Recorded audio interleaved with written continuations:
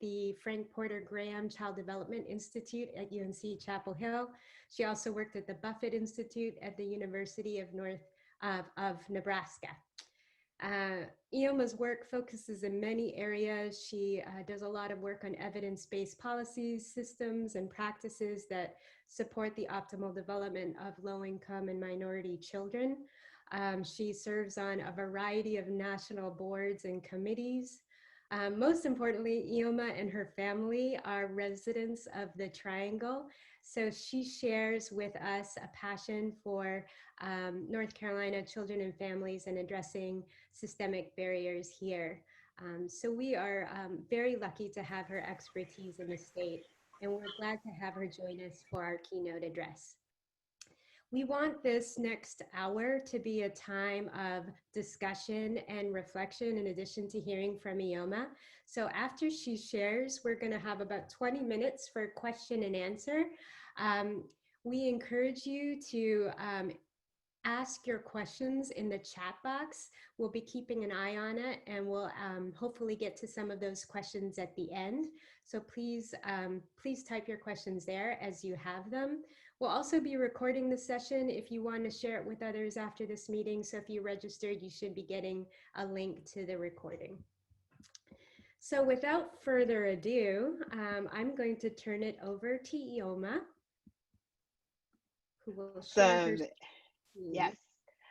Well, hello, everybody. I hope you enjoyed, and I want to make sure you're looking at the right screen. I have two screens that I work off of here, so I want to make sure you're looking at are you looking at the slideshow yet? I want to make sure. Are you looking at the slideshow?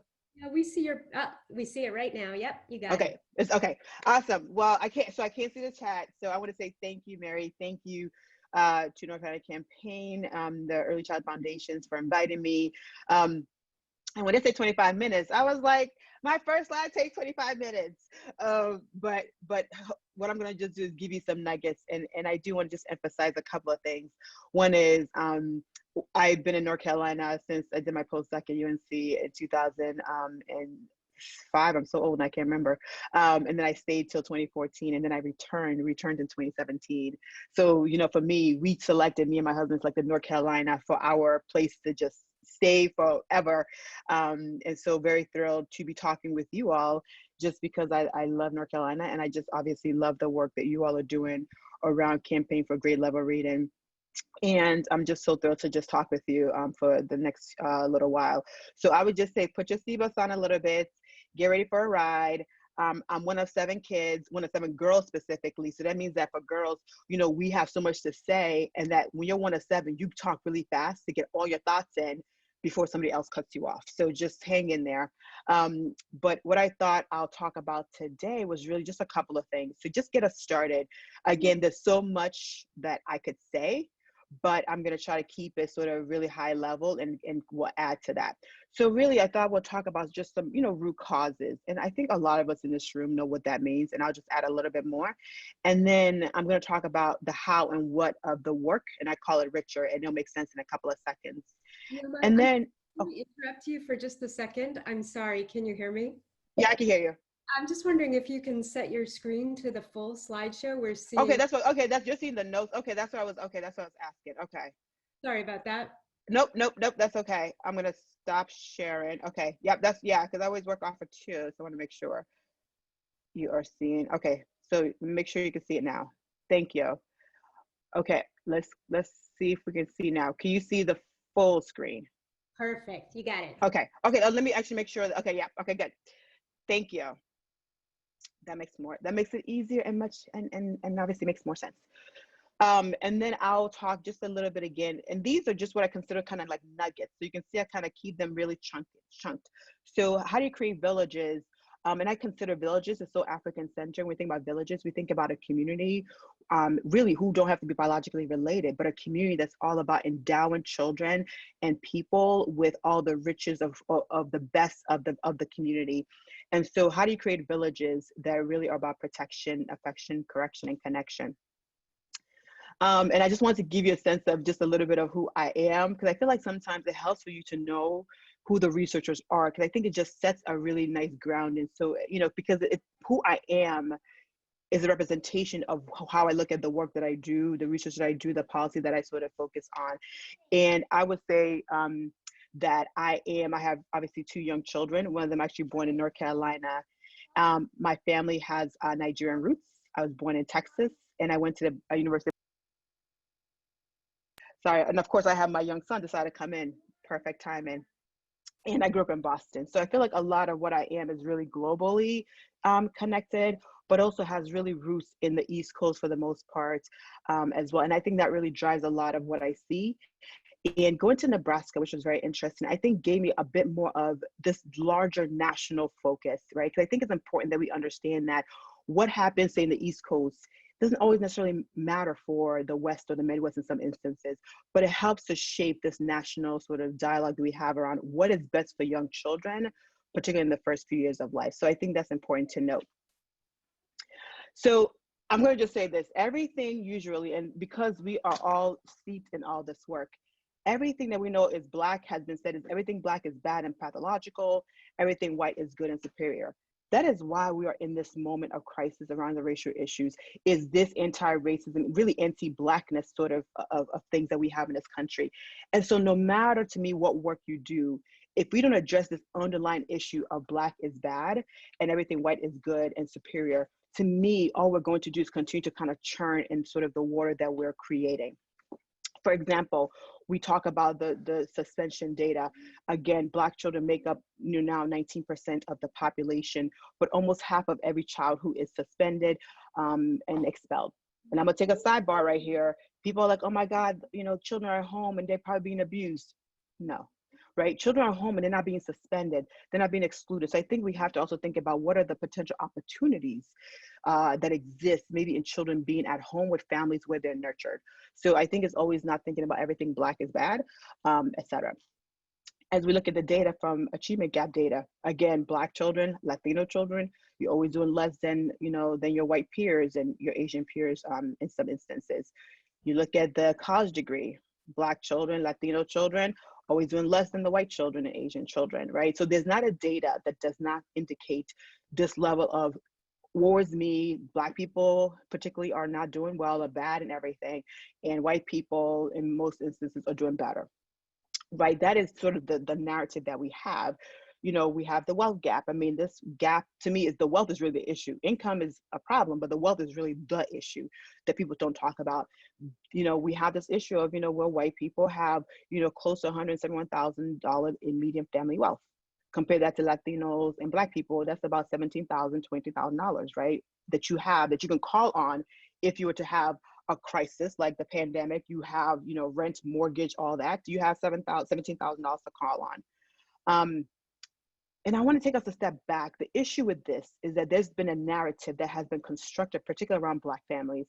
And I go to the Moynihan report as sort of like an example of that, right? So Moynihan basically described used this national data, kind of constructed this whole case of that Black families in particular are a tangle, as he called, tangle of pathologies, right? He talked about disintegrating families who are poor, weak job prospects. He talked about all these systemic things, which I agree with, right? Like we had, this is, back in the 50s, 60s. But then he articulated all this to basically say that, what, Black families are just pathological, right? They're pathological. They're having babies out of wedlock. They're likely to not have a strong family tie. And then they basically throw the men out of the household, right? So that was really the narrative. And this kind of narrative creates a lot of our policies that we have today around families in many instances. It sort of creates this narrative that we have to only think about women. Men are not considered when we talk about child support. They're not considered when we talk about anything around SNAP. So we really have a much more female-centered, mother-centered, driven sort of policies because of the way this was narrated. And on top of that, a lot of the policies were only basically focusing on making sure we give things to families. It wasn't to actually create wealth, assets, opportunities. So while that narrative was happening, we had narrative from Robert Hill in particular, who says, fine, let's look at the same data. The narrative is Black families, because of all the issues, we have a strong kinship bond. We have a strong work orientation. We have adaptive family roles. We have a high achievement orientation. We have religious orientation. The reason I'm bringing this up is that for most of the things that we talk about, we tend to look at it from the most deficit of lens, particularly when it concerns Black families. And then now growing, we're seeing that with Latino families, and in some instances, depending on what the Asian families, depending on where they come from. So to me, we can look at the same data and literally come up with different conclusions, which then equates different solutions. The Moynihan report creates the kind of policies we have today that impact the children today. The reason the achievement gap has not changed is because we have not fully done the job of literally eradicating the policies that continue to maintain inequities. And that's because of narratives like Moynihan that set it up to create policies that we are experiencing today. But if we would have looked at it from a different lens of, you know what, Black families, even in the midst of enslavement, but in the midst of Jim Crow, of all of the redlining, of all of the legalized ways of reducing opportunities, they were still able to say, we are still working, even if you don't want to hire us. We still believe that education is the pathway to success. We are still spiritually oriented, and we are still strong family, no matter whether you think we are or not, right? So this counter narrative was never part of the policy because it was being told by Black people, right? So this again is something that's important to think about.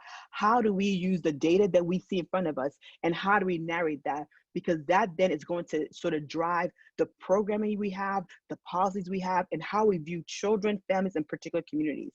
For example, the COVID-19 is a very great example of how narratives really, really begin to impact families, children, and communities. Blaming the victim has been part of the narrative of COVID-19. While I argue, now there's discussion about, we know racial disparities, but some of the things that they've been saying literally puts it actually on the people. Oh, it's because you have obesity. Oh, it's because of multi-generational housing and families. Oh, it's, they don't have medical access. Oh, it's, underlying health condition, or diabetes, right? A lot of these things, in many ways, when people interpret it, they interpret it as it's the people's problem, right? In many ways, people don't understand the multi-generational housing actually is a positive to that. When you have a strong kinship focus, it's not a negative thing, is that you have this strong support system that is really helpful for any of your life course. For children, knowing their grandparents, knowing their relatives is huge. For families, having those extended support is huge, but could also have some backfire, but we'll talk about that later. So I think at the end of it, when we talk about sort of some of the ways that we narrate things, we tend to always put it on blaming the victim, blame and shame. And so how do we make sure that for whatever we're doing, right, on behalf of children, families, and communities, that in some ways there's not this little blame the victim, obesity is the issue. And so because you can't stop yourself from eating, McDonald's and Chuck E. Cheese. And so it's your fault that you're obese, right? Yeah, there's some individual, but really, can we talk about the systemic things that creates obesity as opposed to blame the victim, right? And we should underscore the issue of racism. Really, if we think about everything from this lens of racism and anti-Blackness in particular, I can literally draw you a line from racism to poverty, which I think we all can. I can draw a line from racism to obesity. I can draw a line to asthma, right? Because we understand how asthma literally is a high level of incidences we see in particularly Black communities, again, associated with lead, associated with environmental toxins. So again, those are all systemic sort of pathways. And so to me, addressing the opportunity gap and the education debt that we owe really requires an anti-racist approach. And I'll just quickly go through sort of just some nuggets, and we can talk together afterwards. So to me, the racial achievement gap is one of the great social problems in the US. And it starts early, but I want us to really think thoughtfully about that. I think about this a lot, in that the gap has created many scholars, including myself.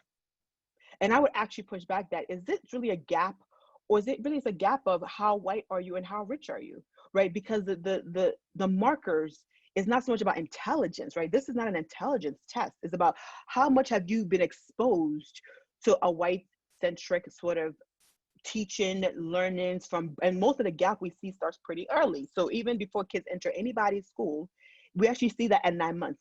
And so the question becomes, is it really a gap about intelligence, or is it, and really, which it really is not. It's about how much have you been exposed to what's on the test.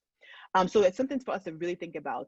And then because we can see any of the racial gaps in any metric you have in any part of the country, I can tell you right now who's at the bottom. Like that, if the fact that all of us can do that tells you it's not about individuals who are quote unquote less than and who are not human, as is often articulated, but is that the system works the way it's intended, which is to maintain inequities. And so if we are not going to do more than just looking at children and families, say, oh my God, families, you are not engaged. We need to give you more support because we pity you. No, we need to really go back and really examine both historical, but what I would actually argue, historical context, right? I didn't, because I only have 20, 25 minutes, I didn't get into too much of the details of the historical part of it, but I think we understand that for the children and the communities that you're focused on, if you look at who's likely to be the ones that you're probably interacting with, you could probably trace that back to a lot of our policies around wealth and asset development, right? Who was left out of every single opportunity? But we forget all of that and says, hey, Black and brown children and poor children, how come you're not like the smart rest of the white people and the people who are middle and upper middle? It's because you left me out of it, and your policies continues to leave me out of it. Whether you look at the way that we finance education, and don't get me started early childhood, because that's why I live my life, right? But we have to look at the policy, some of our political context, our culture and societal values. I mean, we're just finally getting a potential vice president who is a Black woman. Like, why is that so late, right? So we have to look at our public policies, right? Look at our social policies like housing, look at our education, labor laws, right? Those things have been set for so long ago are having impact on us today. And we have not taken the chance to say, let's go back and figure out exactly why are we in this mess? Because we know it's too much time. We don't have energy for it. We just want to help the kids get better, do better based on our assessments and move on. But that would never happen if we literally do not right the wrongs of what we have done in many, many ways. And so I would encourage everybody in the room that I don't want to tell you stop doing what you're doing, but I want you to really think about, are we addressing the structural determinants of the learning, as I call it, learning inequities? I borrowed this from the public health sector, because to me, anything around children it's really about public health. Public health is a large construct. And so I think of early learning and anything, until your age 12, if not older, as public health. And so if we're trying to address any disparities or inequities, we can't start at the children and families. We actually have to start at the policies and the macroeconomics that literally drive federal, state, local, and communities. And until we figure out all the historical pieces to that and how we know positions people based on your race, your ethnicity, your education, your networks, your net capital, that for us to keep trying to fix children and families, to me, is almost insulting. As somebody who was poor, somebody who grew up in the projects in Boston, to me, it's like, don't fix me, go fix yourselves, right? Go fix the society that creates and maintains poverty. So what women do to be richer, right? What do we do to do better? How can we do better? We have to re-educate ourselves about the history and what we have done to create what we have today.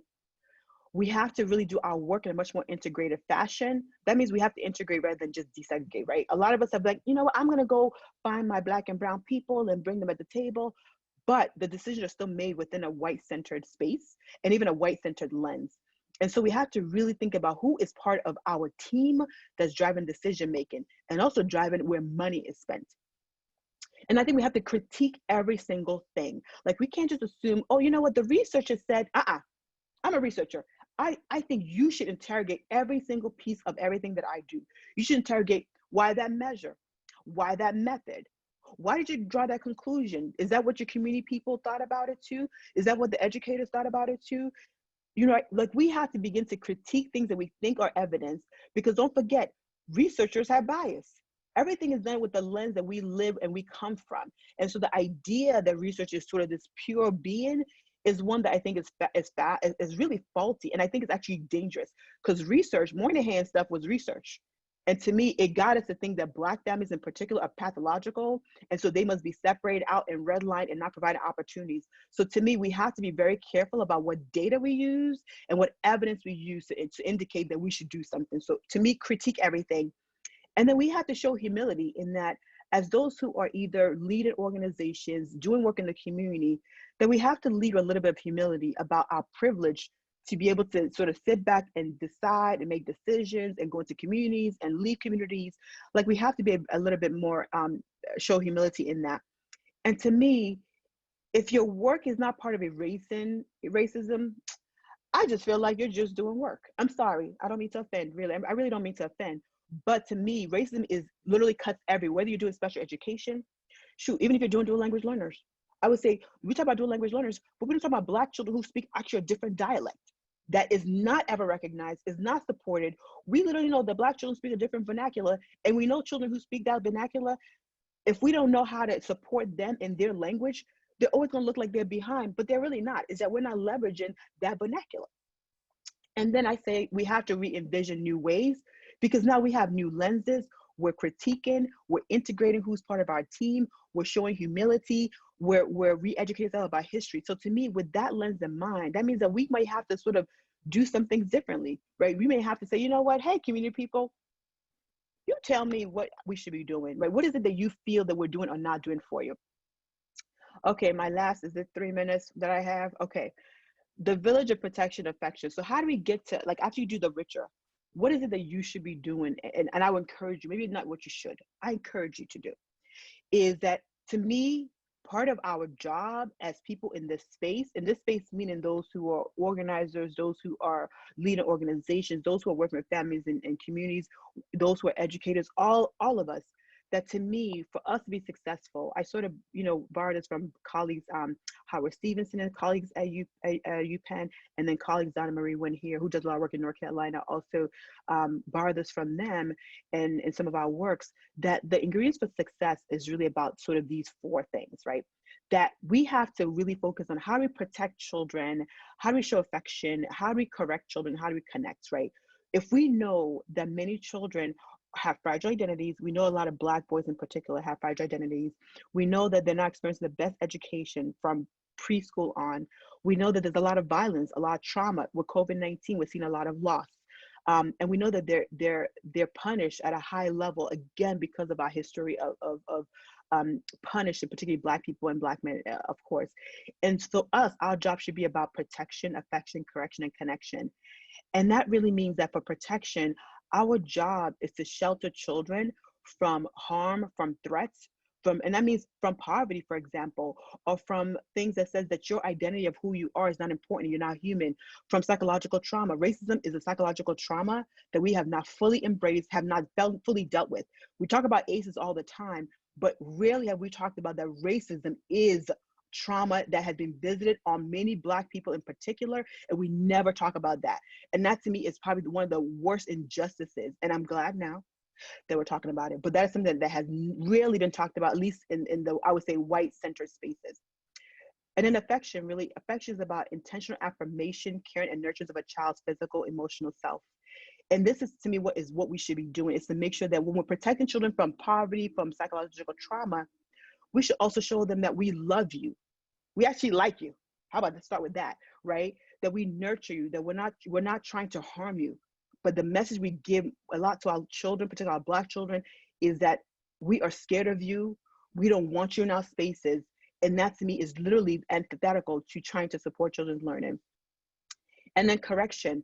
To me, correction is part of human development. It's part of children's development. But how we do it matters. We actually focus on punishment, but not rehabilitation. Everything that we do in our youth justice work and our criminal justice, we're literally about punishment, right? That you are not worthy of it, right? The fact that 1 out of 3 Black men is likely to be imprisoned in their lifetime, right? That means that all they see is punishment of their bodies, of themselves. And so children in early years always say is, you are horrible, we're gonna throw you out. Right? Like, we're talking about 36-month-old. We're talking about a 48-month-old. Like, my son is 36 months. And I'll be like, why would you throw him out? Like, I mean, yes, he's special, but he's fun. But why would you throw him out? And that's a message that we get. So how do we correct children appropriately in a way that connects them to their best selves, that restores their humanity, their vulnerability? And then connection, really about belonging, right? Like that's showing children that you are unique, you are valued, and that our job is to always make sure that you feel like you belong in any space that you enter, and it's not to throw you out as if you don't matter. So I would say that in terms of calling our villages, there's so many of them. And I know you all create your own villages. I think about the high scope preschool study, that I'm at high scope, and obviously we know them for the preschool study. And they did try to create sort of that sort of village in Ypsilanti, Michigan. And so did actually the Abecedarian study in Carolina, right? They tried to create sort of this homeschool relationship, create affirming environments. Again, this is during the 60s when you had civil unrest included in Michigan.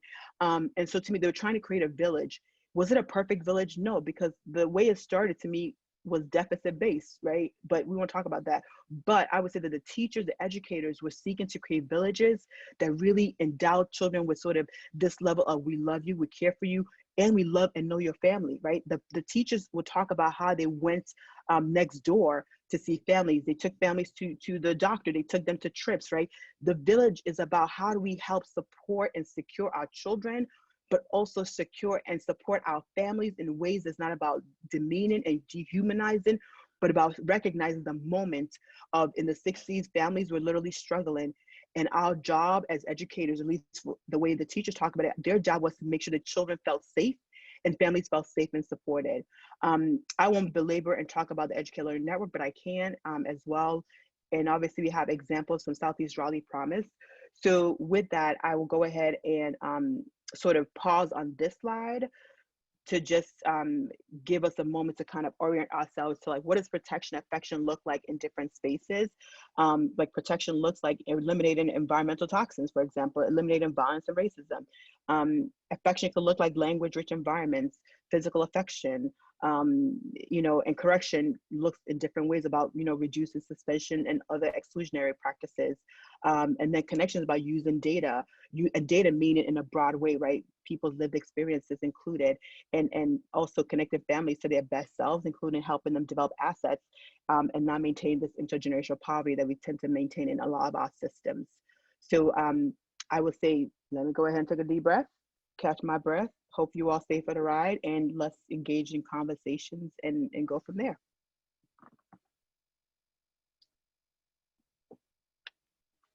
Thank you so much, Ioma. In just 20 minutes, you have inspired and challenged us and given us some practical tips that we can take, things to think about. There are a couple questions in the chat box that I'd like to ask you, and also just encourage other folks to share their questions. If you'd prefer to share your question on your own, just let me know in the chat box and I'll call on you to share your question. So one of the questions that we have is from Jane, and Jane is says, there's more than enough money in this country to take care of two of our most vulnerable segments of society, early childhood and the elderly. How can we get people with the money to spend it as an investment for society as a whole? And she talks later about also how can we get resources and the funds necessary to address the trauma that's resulted even during the pandemic. Oh my God, that's such a great question, right? It's almost like the two sides of the coin sort of situation. So I would say this, that, in many ways, money is spent on the elder population. And I will argue this money is being spent on the early childhood side of things. The issue is how it's being spent. So let's take early childhood. Early childhood, the fragmented system that it is, right? We have workforce that are much more who are more aligned in the school-based system, right? Where we can say they're paid, better than those who are more in the community-based organization space.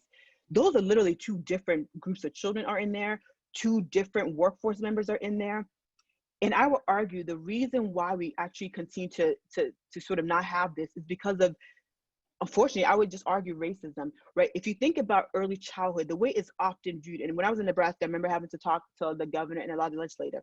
A lot of them really thought of sort of early childhood, not pre-K, right? As we call it sort of babysitting. And we believe that families should be at home. And we think that whoever does it is doing it out of that's is not important.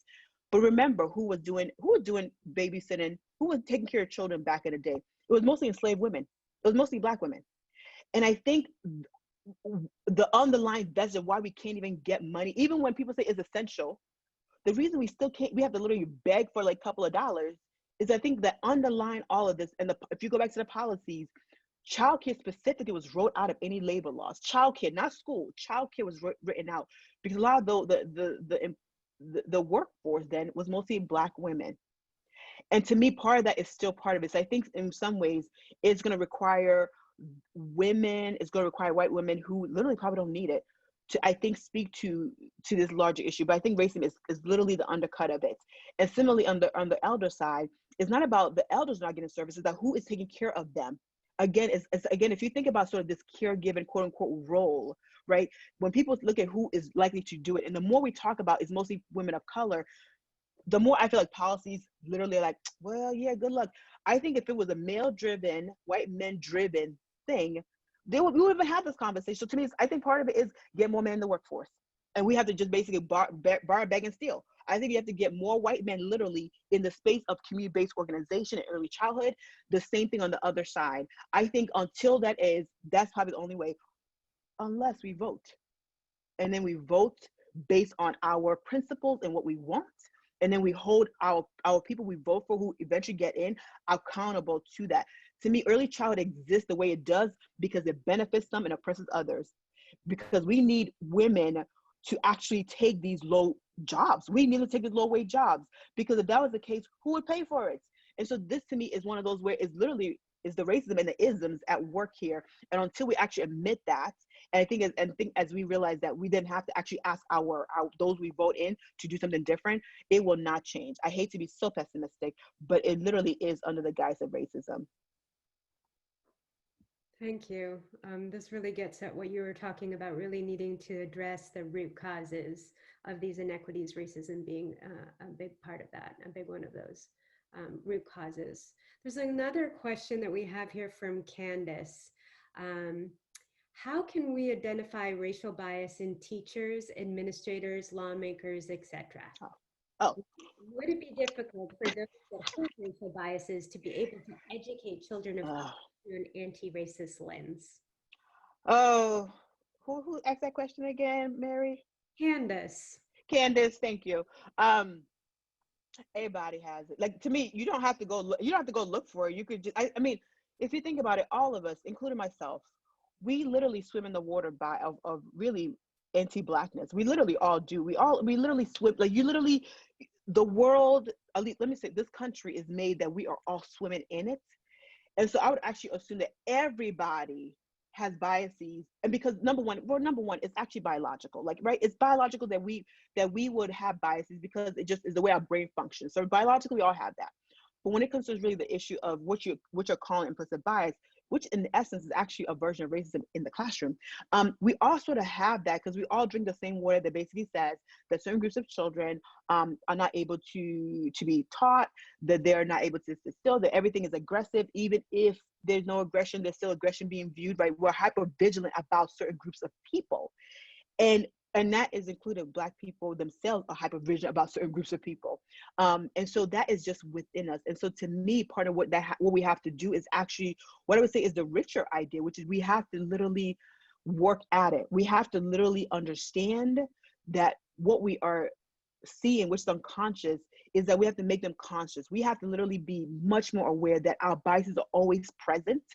All the things that we think we're making just because we think we have data. No, it's actually a lot of it's already set. And so we actually have to be conscious of it.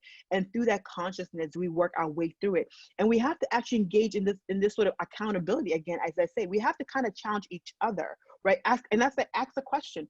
So how come you looked at so-and-so this way? How come, right? And again, it doesn't have to be judgmental, but I think that we have to just be okay, because in the end of it, it's not about us as adults, it's about our children, right? To me, it's like, challenge me. Because in the end of it, I want you to do better for my kids and people who look like my kids.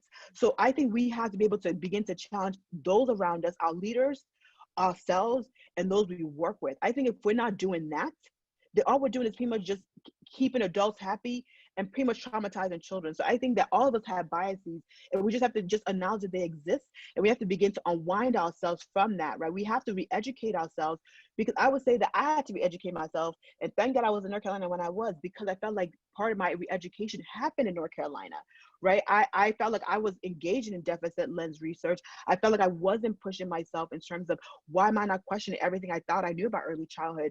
Only because I was in North Carolina and during a moment did I begin to unpack all that and go through a whole level of re-educating myself about policies and why they were created.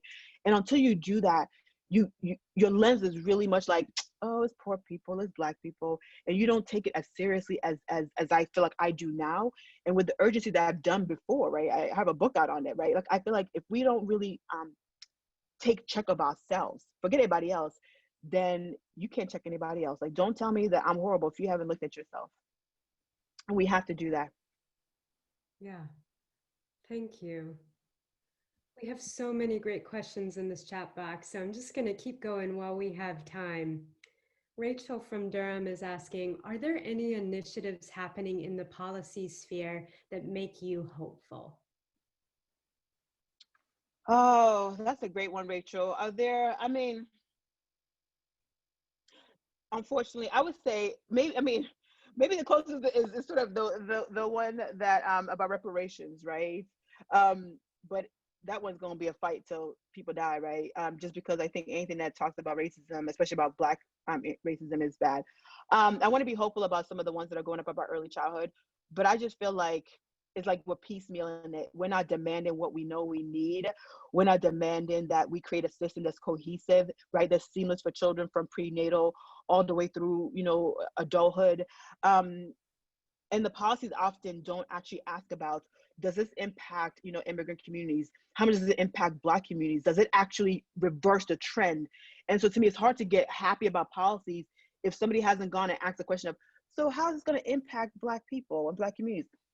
Is it going to help Latino families in ways that is above and beyond, right? I feel like the closest they came to that was really probably the Affordable Care Act, right? That to me at least says we're going to reverse the trend of where people of color in particular who did not have insurance would get insurance. And those are the kind of policies that you want to look at. So for me, the policies haven't, the ones that are out there now, just haven't, to me, they haven't deeply examined, is there going to be a reverse of course that's going to benefit people of color, particularly Black people who have been left out systemically and systematically from a lot of things. And so for me, it's like, I hope that there are things that address poverty, but they're not. I mean, the tax code is not being redone. If you look at the tax code, it's actually going to take wealth away from a lot of people. It's going to make people poorer. So for me, it's hard to see what could be, what are just bandages that I think we're not seeing downstream, that there's already destruction happening from the tax code that we have right now. And then obviously COVID-19 has just slapped us into reality, unfortunately. Yeah. I don't want to be so pessimistic. Like I don't want to be pessimistic. I think whether it's policy, but I feel like what is most important is the activity that's happening locally. So I feel like maybe what I'm seeing locally in many places, including and was it Asheville recently here in North Carolina, and even in Michigan with the governor Whitmer, and even here actually with our Governor Cooper, is I feel like for me is at least this conversation around right and wrongs, and whether it amounts to some sort of money, which I don't think it actually, that's really the big thing, is that it amounts to that people who have felt like my pain and my trauma has not been fully acknowledged publicly would get that, and there'd be this deeper examination about policies, practices across different systems, organizations, and agencies that's going to actually say, we need to look more at how we're impacting Black communities, Latino communities, poor communities. We need to do a little bit more than we've done before. So while I think some of the federal policies are still being federal policies, I actually am very, very hopeful with our local policies.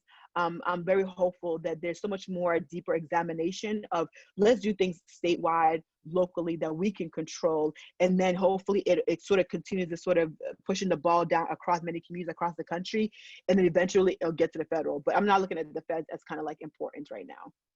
Mm-hmm. Many of the campaign communities are working locally, so it's an encouragement that you see some of the most promising and hopeful work happening at the local level. And so that's encouraging to us. Just as a follow-up to that question, Ioma, you mentioned reparations as being something that you feel hopeful about. And Ginger has asked, are reparations a way to address the wealth gap that seems so fundamental to all else? I mean, this is where, this is where y'all need to have Senator Derry come talk to y'all, because, he has a very clear lens on that one. I do think that reparations, and I think for them, I think for him in particular, obviously he's thinking about those who have direct lineage to the enslavement period. I think that it would at least help, like knowing that in the midst of COVID-19, that the ones who are written out of any economic opportunities are the ones who have to go to work, who have to open up their childcare, or they will not have a job, are the ones who are literally like like razor, like literally written out of any opportunities. And so that hopefully that's the case. But with many things, I always look at it like a side eye that, hopefully the reparations, what it does is at least acknowledges the truth for all, and that it just apologizes. And then it says, you know what, at the minimum, we won't oppress. At the minimum, we won't have policies that literally says you cannot participate. At the minimum, it does that. It may not, I think, reverse everything, where at least the wealth gap is not so tragically 10 to 13%, right, difference. But what at least it says, you know what, fine, let's start at this huge gap. But at least it won't keep getting worse, because we're going to have, the pandemic, we're going to have hurricanes, we're going to have tornadoes, we're going to have earthquakes. All these things are going to continue to exacerbate, and tax codes, right? They're going to continue to exacerbate. And I'm not sure how much the reparations are going to keep up with what would be a continued fracturing and expansion of the opportunity gap, or the wealth gap in particular.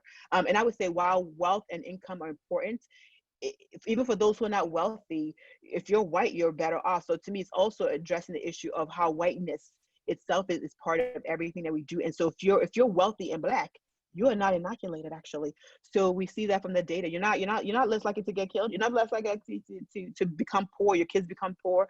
So wealth doesn't actually inoculate you from racism, because it's about your skin color, in many ways, as opposed to your wealth. But wealth, sure, I mean, I'll take it, but it's not going to eradicate everything. Yeah, thank you. Somebody has mentioned in the chat, just asking about who you referenced there, and Ginger's responded, but just to say out loud, Sandy Darity, was it William Darity at Duke? Yep, at Duke, yes. Yeah, who Both, really yes. is a forerunner in thinking about reparations, and has some great books out there if you're interested in learning more. And obviously there's a lot of work that's happening even in North Carolina around reparations. So another question from Heather in Moore County.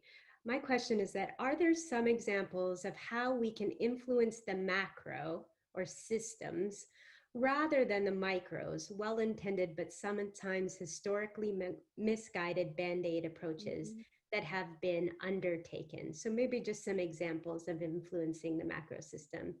Yes. Yeah, that's a great question. I mean, again, we're not trying to diminish the micro work, because we know it's still important to, do direct work and with our children and families. However, based on all the evidence we have, is not doing a lot. Sorry. At least moving the population level, let's be like the population level stuff, whether population local or state, and obviously federal. I would say some of the things are sort of work that actually helps, like Moms Rising, right? For example, if you think about that, it's literally like mothers who are like, we are going to push on many places, from early childhood to housing to labor. And to me, and so while they're also trying to address just things on the micro level, like how do you just support families to make sure they get access to resources and services that they need and deserve, right? But it's also, how do we push on this higher level of elected officials? How do you push on even policies that are written to make sure, like, the Family Medical Leave Act? So I do actually think that in some ways, how do you actually tailor your work to work at multiple levels, right? So I think about, even when I think about, the Educator Network, or public-private partnership, or early childhood, those are, I mean, I'm not saying that they're doing it right. I'm just using an example as to say, you know what, while you're working, you're providing services to children and families, on the network side, you're like, we're going to push across these states. We're going to work with our philanthropic funders, right? Who are in some ways sometimes shadow officials, because they have money and they use that willingly, like the Buffetts and the Kais and all that, right? Is that you can begin to push on state levels, which eventually create a reverberation for national. So to me, I think it's, how do you think about your work in a way that's not just micro, but being able to say, hey, families, you have a network of families. What are you that you want? Are your policymakers doing what you think that they should be doing? Are your school boards doing what you think they should be doing? So to me, you can actually use your micro level work in many ways and push it to do more, right? It could just be attending meetings. It could just be writing letters. It could just be holding certain people accountable.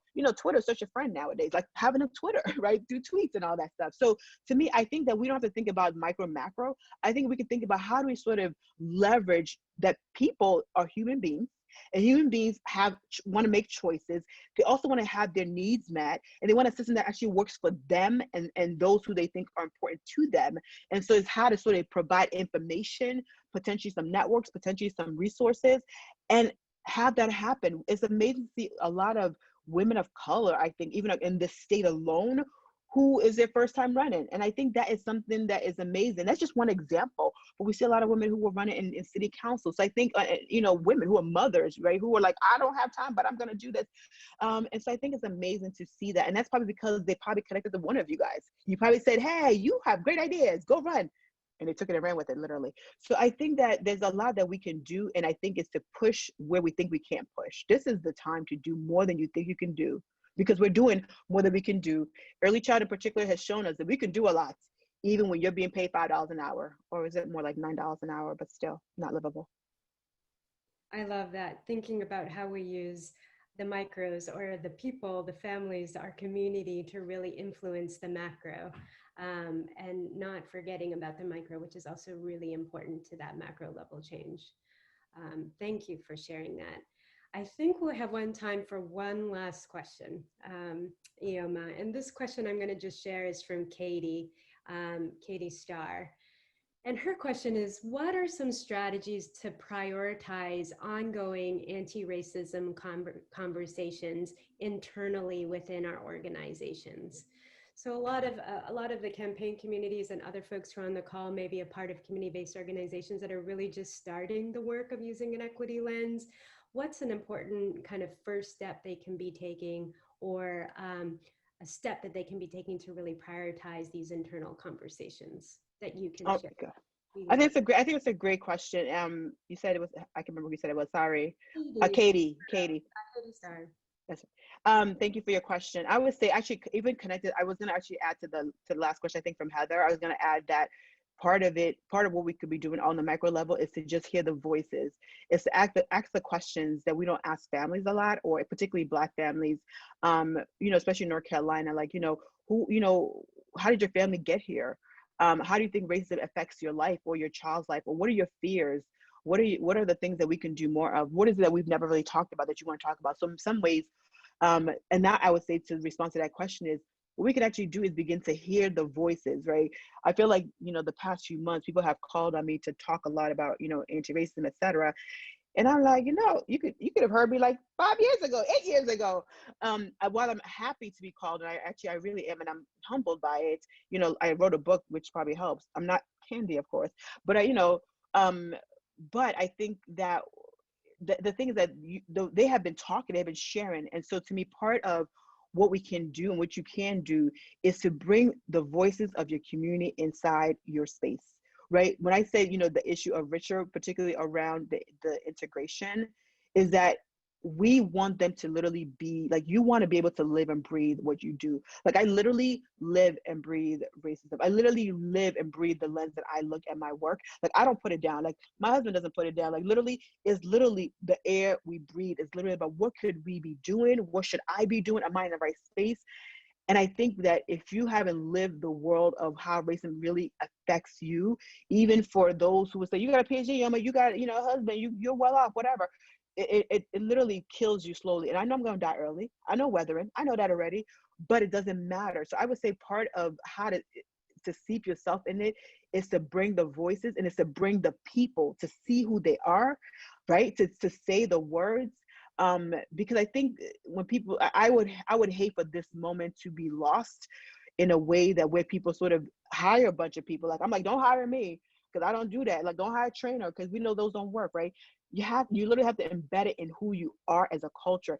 And that can only be through your conversations, through who's part of your work, through hearing from the community that you work with and technically work for, if you start in the work for part. So I would say it requires, and I think it requires you individually, all of us, to interrogate ourselves about what are we doing. So I feel like for me, the first part is to really look at yourself and ask the question of, how did I get here?